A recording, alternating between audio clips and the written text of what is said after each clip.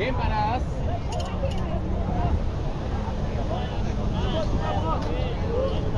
Empanadas, empanadas.